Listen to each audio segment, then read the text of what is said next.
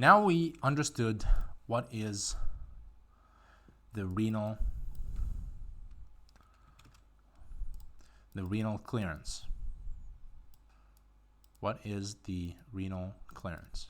Okay, so we use the renal clearance of inulin and creatinine in order to calculate the GFR. And we use the renal clearance of para-aminohippuric acid in order to calculate the renal plasma flow. Okay, and we use the, I think that's it we have in first aid, yeah. Okay, and then we could get from the renal plasma flow, we could easily calculate the renal blood flow. And these two, the GFR after we get it and after we get the renal plasma flow, we just use it to calculate the filtration fraction, which is just divide GFR over the renal plasma flow. Okay, all right. Let's go ahead and see this question right here.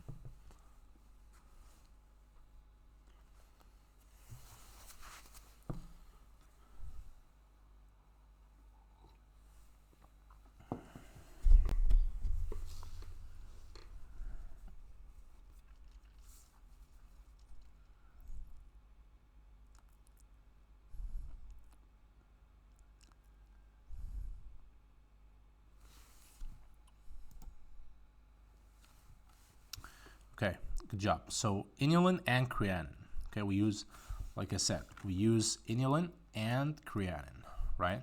Creatinine overestimates the GFR a little bit. I'll talk about that right now. But we use inulin and creatinine to calculate the GFR, and we use the para-aminohippuric acid to calculate the renal plasma flow. Really, guys, in the world, like the only questions you need to the only concepts you need to understand is this, right? How do you calculate the GFR, right? We use renal clearance of inulin and creatinine. How do you calculate renal clearance? You use this formula we have. The urine concentration of the substance, in this case inulin, times the flow rate, urine flow rate, over the plasma concentration of inulin, in order to get the milliliters per minute that we want. Remember? In the first, like in the beginning of the session. Okay, so in order to calculate the GFR, we use surrogates, right? We need to use a substance that only filters and not reabsorbed or secreted. Inulin is the best. Inulin, we don't use inulin in real life, like we use it in experiments, but creatinine we use it because it's, it naturally exists in the blood. So you could easily get the concentration without injecting anything. But inulin, you have to inject it. Okay? So can you see this formula right here? The clearance of inulin equals the GFR, like we talked about that.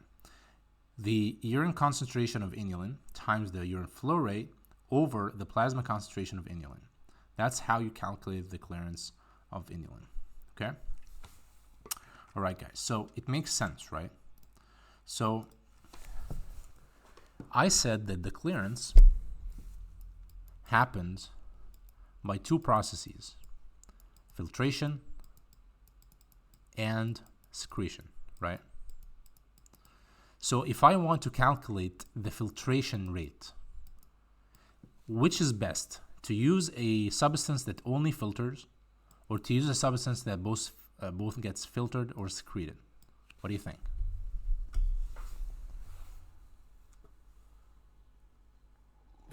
Filtration is best, just filter. Just filter, not right? secretion. Not secretion, because we are trying to get just the glomerular filtration rate. That's what we're trying to calculate. So if you got the clearance of a substance that only filters, so the clearance equal the filtration, right? Okay. So that's why we use inulin. Inulin because it only filters. Inulin just filters. It does not get secreted or reabsorbed. So when I say, like, I have 1 liter of blood, if I said I have 1 liter of blood, I actually clear 1 liter of blood from inulin per minute. Let's say I have 20 molecules of inulin, or 20 milligrams of inulin per 1 liter. If I said I am clearing 1 liter of blood from inulin, that equals to, I am filtering about 20 milligrams of inulin per minute, okay? Or I am filtering 1 liter of blood per minute. That's the same. Does that make sense, guys? Because the process of clearance of inulin is just filtration. So it's the same, right? Okay. I'll check if you guys understood, like with the quizzes. All right, renal clearance of inulin. Inulin clearance is used to determine the GFR. Inulin is neither secreted or reabsorbed. All inulin filtered goes out. Amount of blood cleared of inulin is the amount of blood filtered by the glomerulus.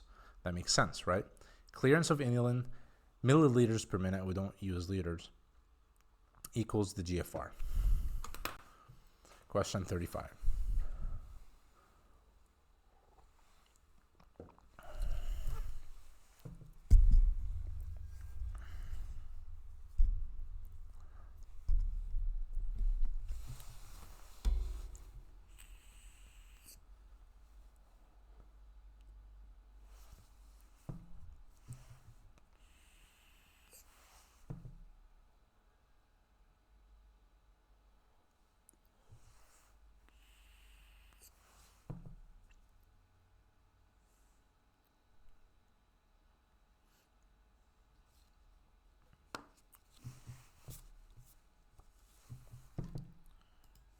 Okay, good job. Only filters but no secretion or reabsorption.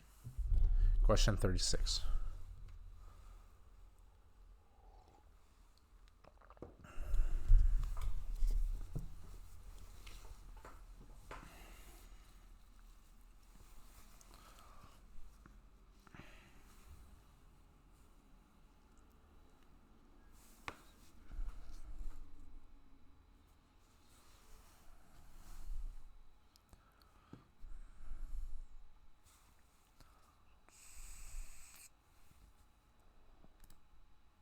Good job. Question 37.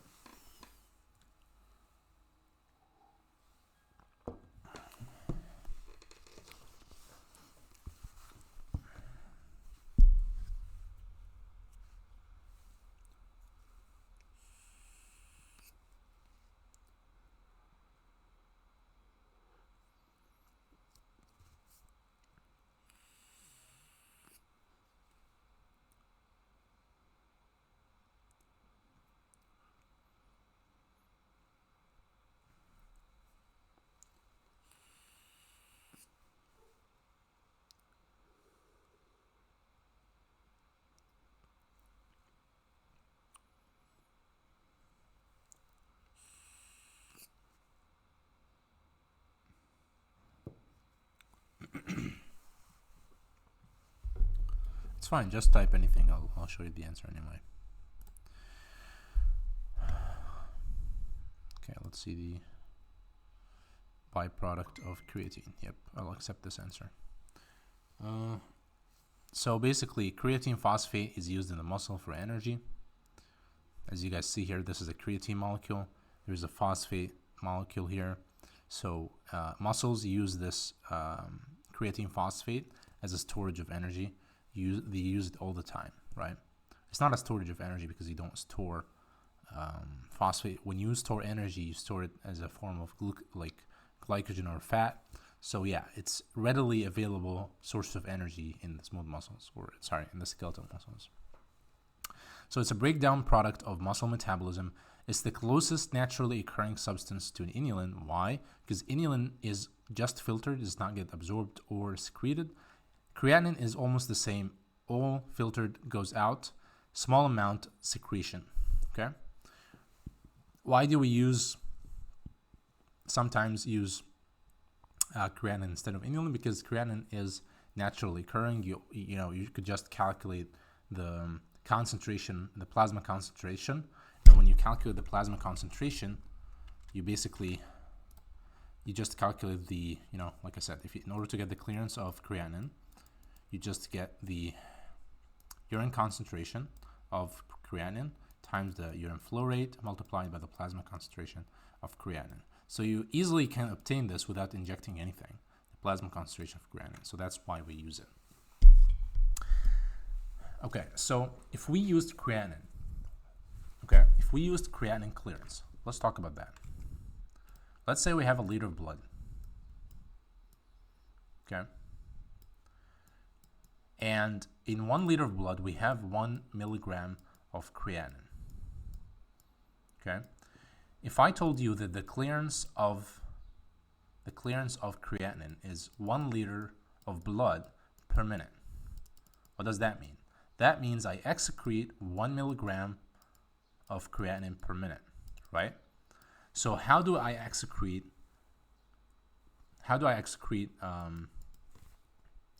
creatinine? By 2 processes, filtration and secretion, right? But I'm actually using the 1 liter per minute to calculate just the filtration. So actually, I'm not filtering 1 liter of blood per minute. I'm not filtering 1 milligram of per minute, right? I'm filtering less than that, a little bit less than that, about 0.8 milligram, and I'm secreting the rest. So I'm overestimating the GFR. I'm saying that the GFR is 1, even though the GFR is just 0.8, and about 0.2 is secreted. Does that make sense, guys? Like the slide if that makes sense.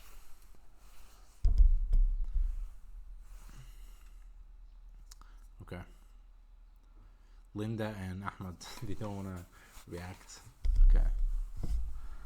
Also, Taya and Wael are in med school, so they skipped today's lecture. They will watch the recorded sessions. Okay. So let's say you excrete 1 milligram per minute of creatinine. That means the filtered amount of creatinine is actually lower. So the GFR is lower than 1 milligram per minute. The GFR is 1 liter per minute. Let's say that, because there is 1 milligram per liter per minute, right? If that makes sense. So the GFR is lower because we don't just filter creatinine, we also secrete creatinine. Okay, there is a UWorld question about this concept right here. You have to know it. You'll see it in the homework. Why is creatinine used as a surrogate for GFR? Why is creatinine clearance used as a surrogate?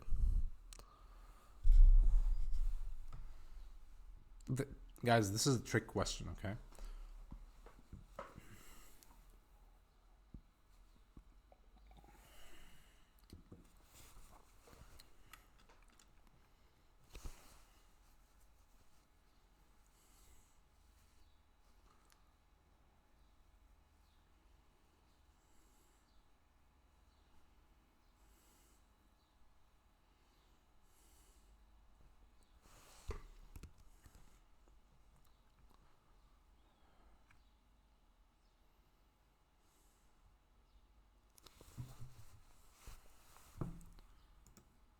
Okay, so some of it, yeah, that's true. So it's both these are facts of creatinine clearance. So some of the creatinine gets filtered and some gets secreted. That's true. But we are using it as a surrogate for GFR because most of it filters.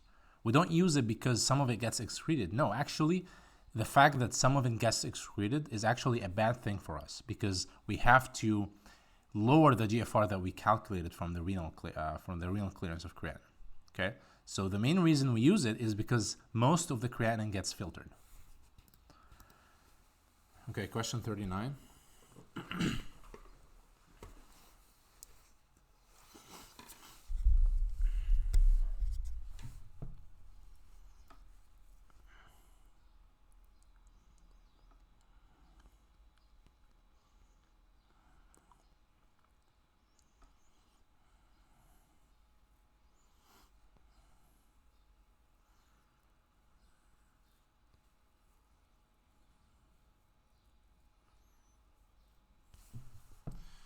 Guys, I hope you get this right.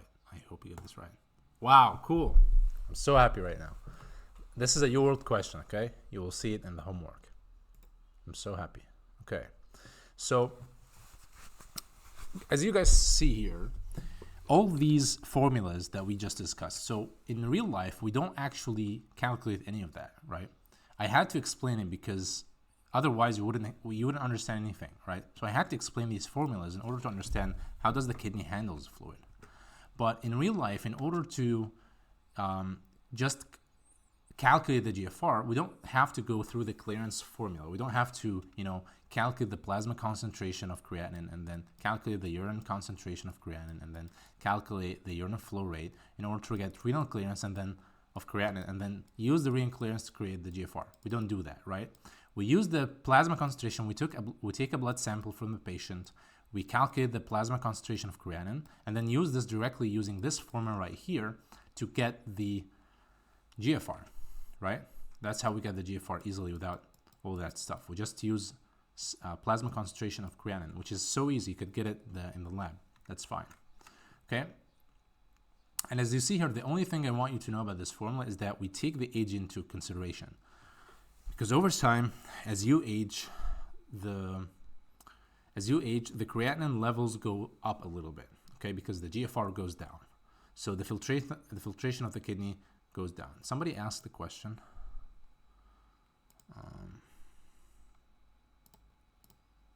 I don't know why can't I click on it for some reason. Yeah, this is my question, doctor. So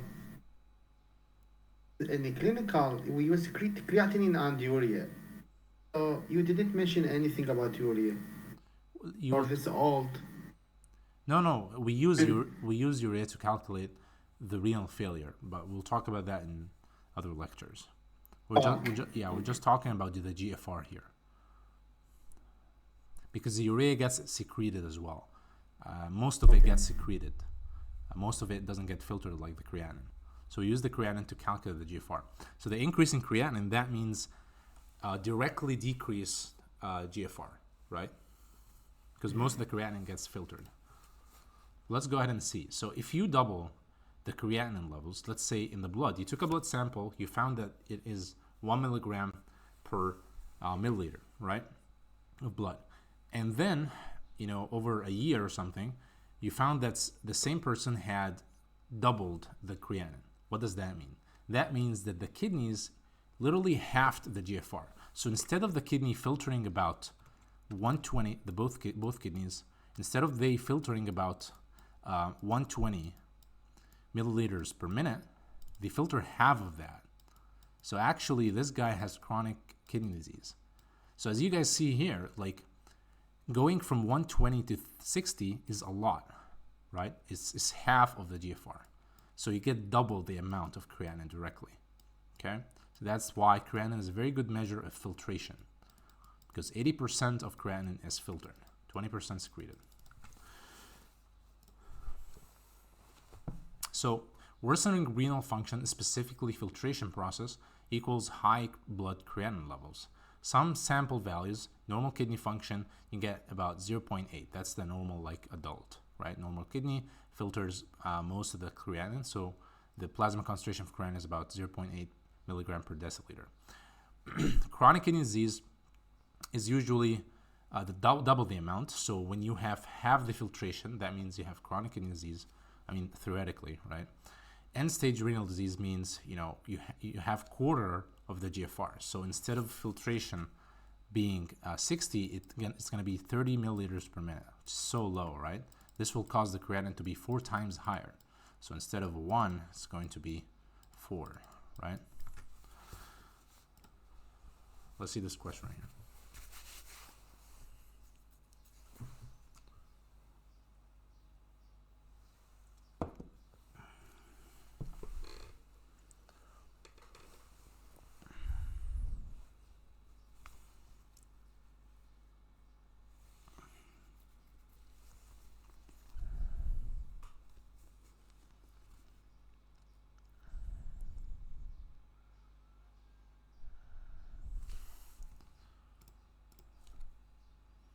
Okay, like I said, whoever answered this,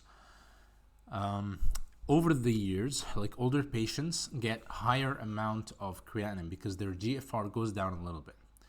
So you shouldn't worry about that, but you also should do some kidney function tests, just to make sure that this is just because of aging, nothing else, right? Because some people age and they don't have that low of a GFR, so they could have normal creatinine. Some people get higher. So how do you know that which is normal, which is abnormal? You just be cautious and make some renal tests. So as you see here, GFR decreases with age, not always accompanied by rise in creatinine. User formulas is key. Must adjust some medication dosages. So because some kidneys are filtered across the glomerulus, like the way the body clears the blood from some drugs is using GFR, using filtration mainly. Okay, so if filtration goes down, you have to adjust the dosages. You shouldn't give an older female the same dose of metformin, for example. Metformin is an example of drug that is removed by the kidneys. So you shouldn't give this older female the same metformin dose you give to a 30-year-old. Okay, that's why in this formula right here, in which we use the creatinine concentration to calculate the GFR, we make an account for the age here. Okay, so we talked about GFR measurement. All right, let's talk about renal plasma flow. Before I go and talk about renal plasma flow, let me remind you of this whole formula. So we use some measurements in order to calculate the renal function or to measure the renal function. One of them is the renal plasma flow, renal blood flow, GFR, and filtration fraction. And in order to calculate these, you have to calculate first the renal clearance. That's the first thing you need to calculate. If you want to measure the GFR, you need to calculate the renal clearance of inulin. If you want to calculate the renal plasma flow, you need to calculate the renal clearance of para-aminohippuric acid. We'll talk about why in a minute. And if you want to get the renal plasma blood flow, you could easily get that by a formula, which is renal plasma flow equals to the renal blood flow times 1 minus the hematocrit. You have to know this because there's a question on UWorld, just one question on UWorld that wants you to calculate the renal plasma flow. Anyway, we'll talk about that in a minute. Okay, so if you want to get the renal blood flow, you could easily get it from the renal plasma flow. If you want to get the filtration fraction, if you get the GFR and the renal plasma flow, just divide both together and you will get the filtration fraction. So let's talk about renal plasma flow, okay? Let's see and answer this question before we go ahead.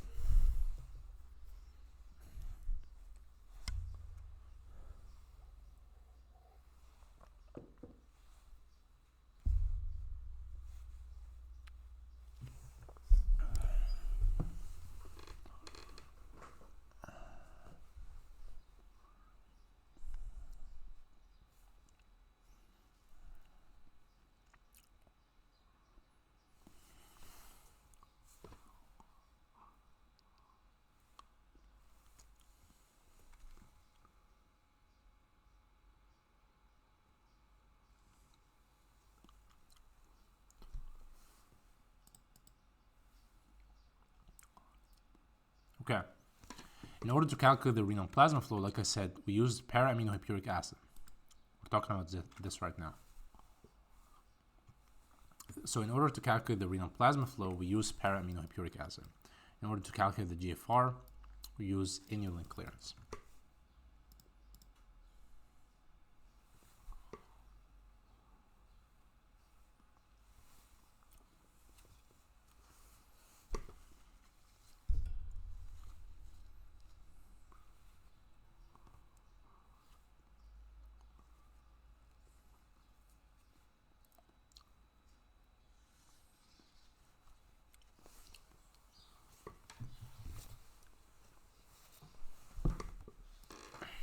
Good job. In both glomeruli, about 625 milliliter of plasma get in the glomeruli. I'm using these questions just to make sure you guys will understand what I'm gonna say next.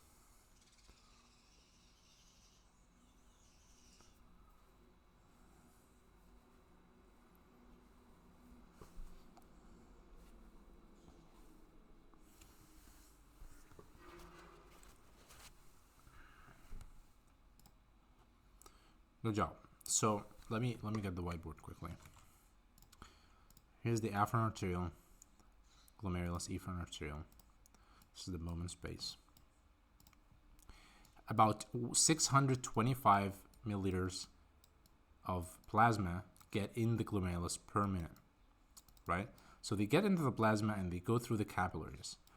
By the hydrostatic pressure, they're pushed across, right? But not all of the 625 milliliter actually go through the glomerulus. About 120 only milliliter per minute go through them, right? And then the rest continues the efferent arterial and then down the venules, or the peritubular capillaries, and then the venules, right? So let's say in this 600 milliliter of plasma per minute, you have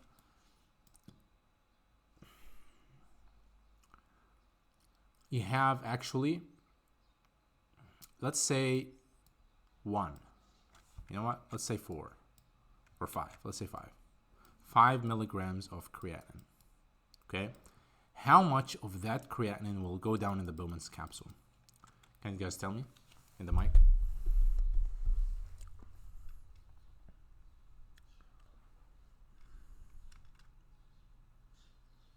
About 1 milligram. Sorry? About 1 milligram or 2. Just 1 milligram. Because you'll divide, just easily divide, right? Of the 625, about 20% of them filters. So same thing, 20% of all solutes also filter, right? And you still have some creatinine left here, right? That goes down, and some of it's secreted as well, right? And next time, you know, it will go to the heart back, and then the heart will pump blood to the kidneys, and filtration will happen to just remove the rest of the creatinine. That's how the body works. That's how the kidney works, okay? It doesn't completely get rid of stuff on the first time, okay? Let me explain that again. That's so high yield. You will not understand what I'm gonna say without understanding this very easily, okay? This is the afferent arterial, efferent arterial. About 625 milliliters of plasma get in the glomeruli every single minute, and only about 120 milliliters of blood get into the Bowman space also per minute. I'm talking per minute here, okay? So you might ask yourself, so how about the rest of the blood here? When does it get filtered also? The next round, right? Because every minute the glomerular filters. So just 120 milliliter filter this time. The next time also another 120 milliliters will get filtered as well, until we arrive that we filtered all the 625. That's how the kidney works, right? Okay, let's talk about para-aminohippuric acid. That's so high yield to understand this. Why para-aminohippuric acid is so cool? Because the kidney does not stand the presence of para-aminohippuric acid in the blood. It doesn't like it in the blood. The kidney has to excrete, whenever it sees any para-aminohippuric acid in blood, it has to excrete it. It hates it for some reason, okay? So let's say in the 625 milliliters, you have 5 milligrams of para-aminohippuric acid, okay? How much of that will get filtered? Just 1, right? Because that's 20%. So of the 5 milligrams, there is 1 that's going to be filtered. What about the other 4? The other 4 will continue down here. But guess what? If it is any other molecule like inulin, creatinine, anything, it will go back to the heart and continue. But the body doesn't stand para-aminohippuric acid. You know what? It's going to happen to the 4 milligrams there. It's going to be secreted in the tubules. The body is going to clear every particle of para-aminohippuric acid by every way possible. By filtration, secretion, everything. Okay? So, if I talk about renal clearance, can I say that renal clearance equals to the renal blood flow or renal plasma flow? Can I say that? Let me ask the question one more time. can I say that the renal clearance of para-aminohippuric acid equals to the renal plasma flow? No. No. No? Yeah, because I mean, a lot of para-amino it's secreted, so this is not indicator of clearance of. Okay. Let me ask the question in a better time, in a better way. So here is 1 liter of blood.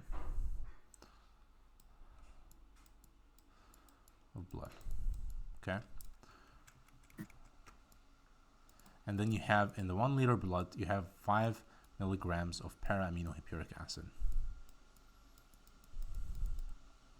Let's say the renal plasma flow, you know what, let's say this is 1 liter of plasma. Okay, so let's say about 1 liter of plasma get into the afferent arteriole, so in both kidneys, about 1 liter of plasma get cleared or get into the afferent arteriole, okay, in all the glomeruli, about 1 liter of plasma, okay.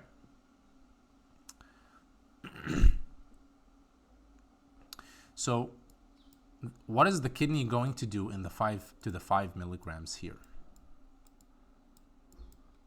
The kidneys are going to filtrate it, about 20% of it, because the filtration fraction is only 20%. So it's going to filter 20% of it, which is 1 milligram, and it's going to secrete about 4 more. So 1 milligram plus the 4 milligram, so the excretion of para-aminohippuric acid is about 5 milligrams per minute. Okay, so the clearance of para-aminohippuric acid is about 1 liter per minute. Can you see that? That's the renal plasma flow, guys. 1 liter of plasma gets into the afferent arteriole every minute, and 1 liter of plasma gets cleared of para-aminohippuric acid per minute. Please tell me that makes sense.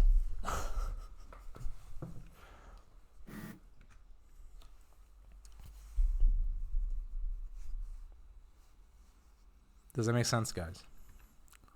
Like the slide. Didn't see, sorry. Like the slide again. Yes. Okay, all right. I'll test you guys to see if you fully understood this. And by the way, like all these things I'm talking about here, it's not tested on your world, right? So the only thing you need to test, like you need to know, is that para-aminohippuric acid is used to calculate the blood flow, the renal plasma flow. That's the only thing you need to know. But I'm telling you why is it used to calculate the renal plasma flow, because really it equals the renal plasma flow, because you get rid of every single particle that gets into the afferent arteriole. Okay, anyway. So we use the para-aminohippuric acid to estimate the renal plasma flow. Para-aminohippuric acid is filtered and secreted. About 100% of para-aminohippuric acid that enters the kidney leaves the blood and urine. 100% of para-aminohippuric acid that enters the kidney leaves blood and urine in the same minute. Clearance of para-aminohippuric acid, which is milliliters per minute, equals the plasma to the kidney. Clearance of para-aminohippuric acid equals the plasma to the kidney. Okay, that's what I just talked about. This is a picture from first aid. Any para-aminohippuric acid that gets into here, you know, it about 20% filtration rate. That's the filtration fraction. And the rest of it, about 80%, is secreted. So the body basically gets rid, 100% excreted of anything that gets into the renal artery, okay, or the afferent arteriole. Question 44.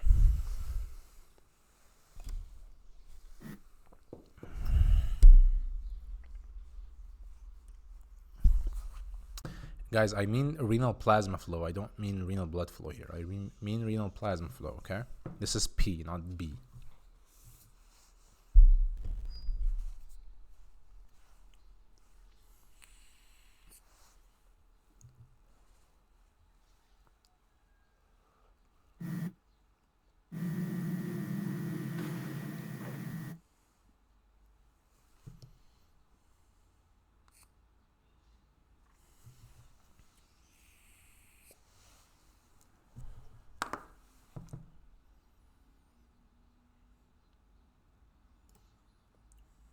Okay, actually all three completely. So it's completely cleared from the blood the moment it gets into the afferent arteriole by filtration and by secretion, by both ways, but mainly secretion. Okay, let's talk about renal blood flow. So remember, guys, all that we're talking about renal plasma flow, right? Let's see this picture right here. So this is the blood, all of this, right? We put it in a machine called centrifugation machine, and basically it's very fast spinning, right? And it leads to precipitation of the contents of the blood, right? So if you have like a tube here that has a lot of blood in it, right? And you centrifuge it, you'll find a lot of precipitation of the red blood cells down, and the rest of the contents of the blood will be up. So we call this plasma, we call this the erythrocytes, because this is the precipitation of the red blood cells, and this is the rest of the stuff, leukocytes, plasma, platelets.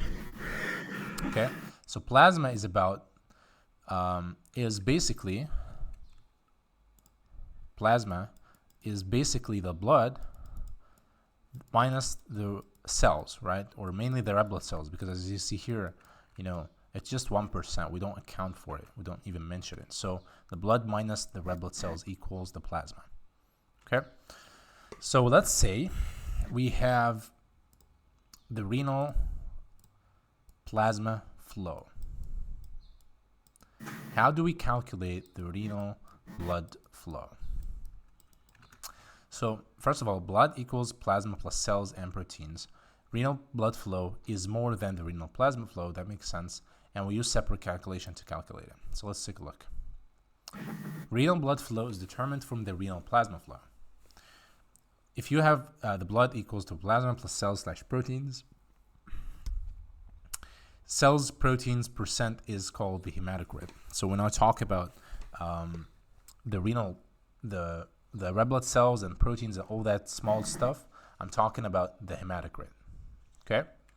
So you could think that the renal plasma or the renal plasma flow equals the renal blood flow multiplied by 1 minus the hematocrit. Okay? Why am I saying this? Because let's say this is the tube we talked about, right? This is the cells.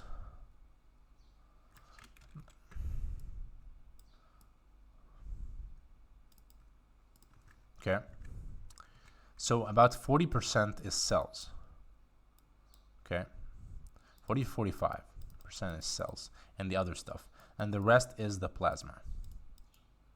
So if I have the renal plasma flow, or the renal blood flow, I could say, the renal plasma flow. I'll talk about the other formula now. Equals the renal blood flow, right? Multiplied by almost 60%, right? Because the plasma is about 60% of the blood. So I'm saying here, because I don't know the hematocrit, maybe this guy doesn't have that much amount of red blood cells. Maybe he has anemia or something. So I'm saying the renal blood flow equals 1, which is 100%, minus the hematocrit. So I will calculate the hematocrit, put it here, and know how much of the 1 is the hematocrit, which is how much of the renal blood flow is the plasma. Does that make sense?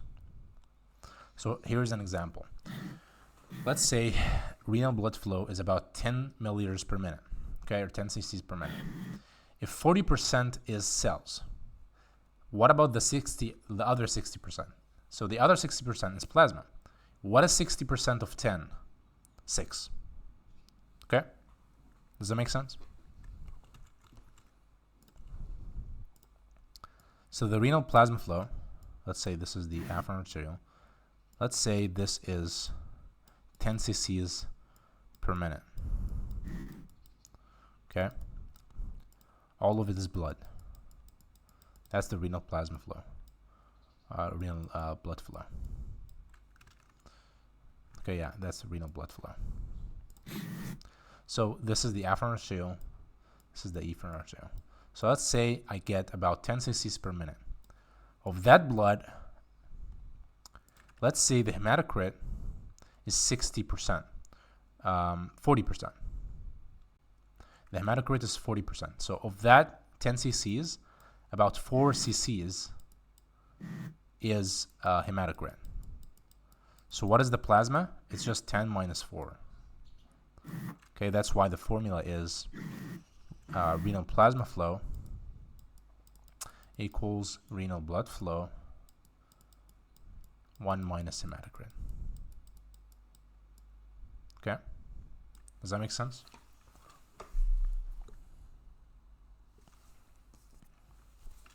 Just like the slide, guys, if you know, if you understand.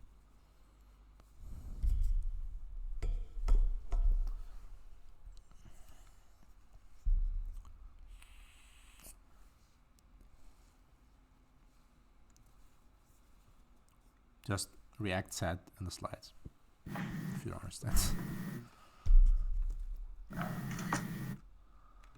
Are you guys reacting sad? Because I can't see the sad reaction.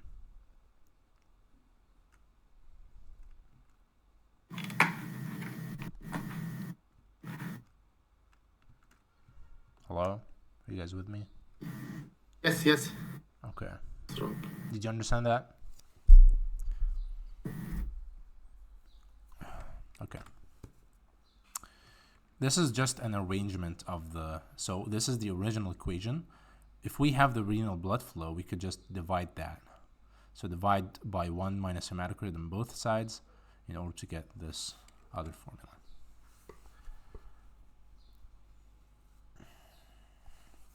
So let's say the renal plasma flow is 1 liter per minute. So you'll just add about 60% more of the 1 liter, which is 1.6 liters per minute. Okay. So let's talk about the secretion and absorption. Let's say the filtered equals excreted. So anything I filter, let's say, you know, I'm filtering inulin, okay? Because filtration equals excretion, so you don't have either secretion or reabsorption, right? If I am excreting the same amount of inulin I am filtering, so that means I'm not reabsorbing inulin or secreting inulin. If the amount of substance that is excreted is more than what's filtered, that means I'm also secreting the substance. I'm not only filtering it. And if I am filtering more than I excrete, that means I'm reabsorbing some of it.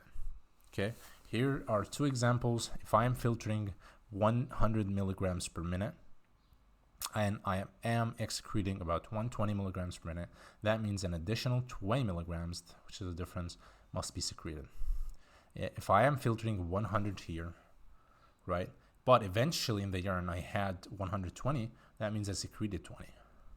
Okay, and here another example. If I'm filtering 100 here, but in the urine I found 80, that means I took away or reabsorbed about 20. Okay? Question 45 of 49.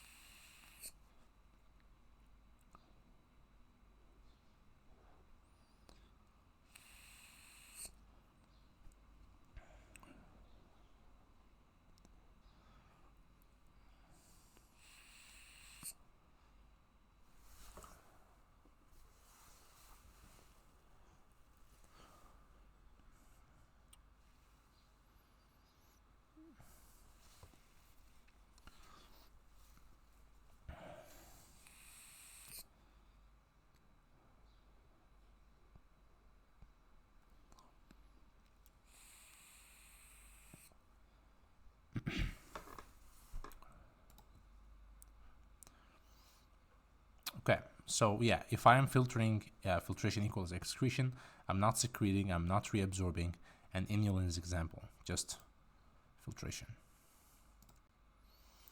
Let's see question 46.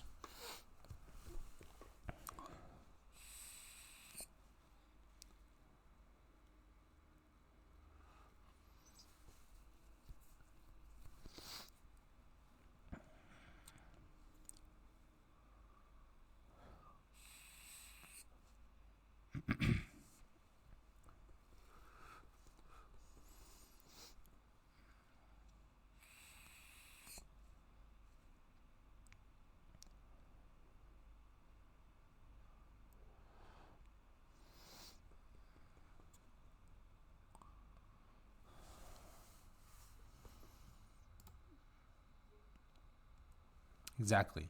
I am secreting in addition to filtration, and para-aminohippuric acid is an example, right? Because I am secreting in addition to filtration. Question 47.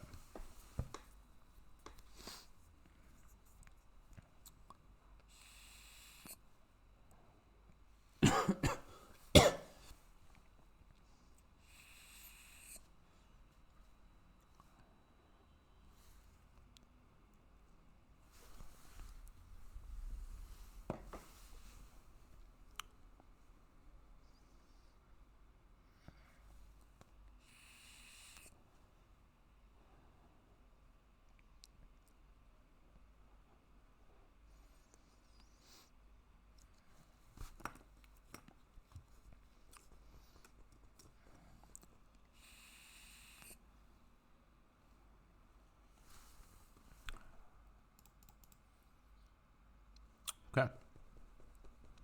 If I am filtering, sorry.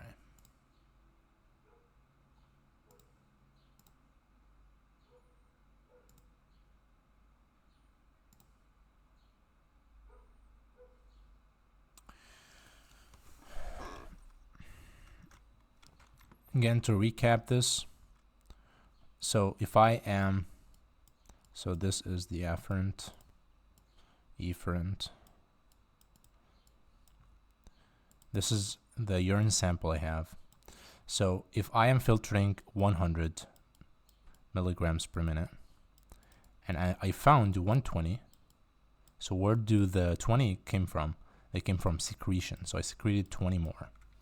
If I had 80, if I had, like, I filtered 100 and I just had 80, like, why don't I have the full 100? Because I absorbed about 20, right? And if I have 100 here, filtration, and 100 in the urine sample, that means I didn't secrete, I didn't reabsorb, and an example of that is inulin. Inulin is completely filtered by the glomerulus. Okay.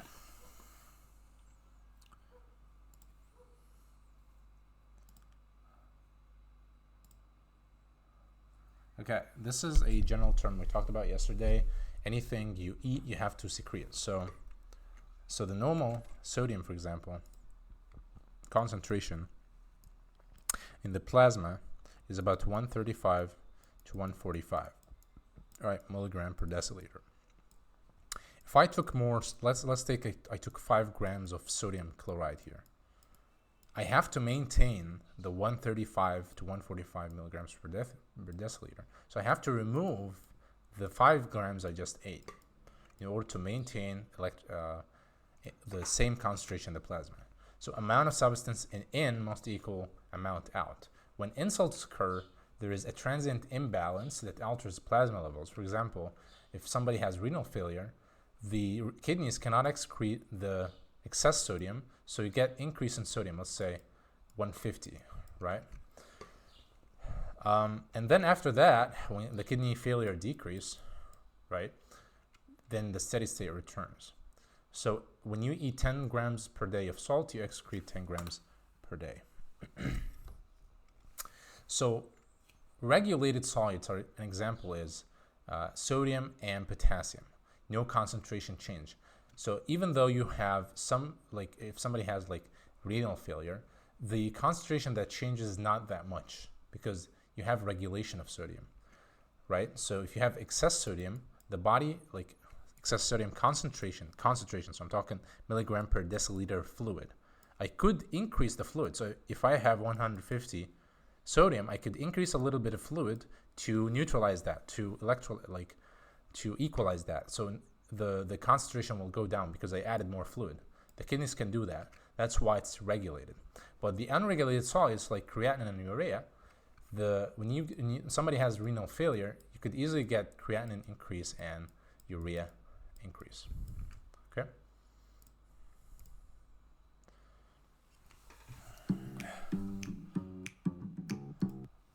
Okay. Let's see this one.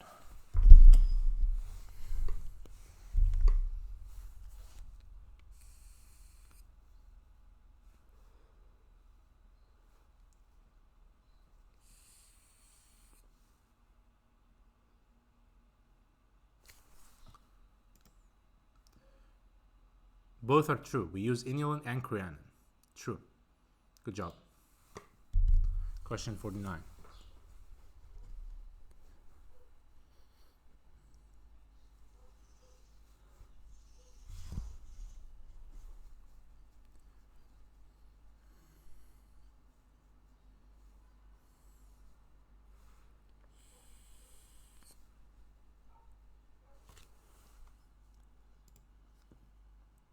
Good job, guys. Excellent. I'm so happy. I'm so glad.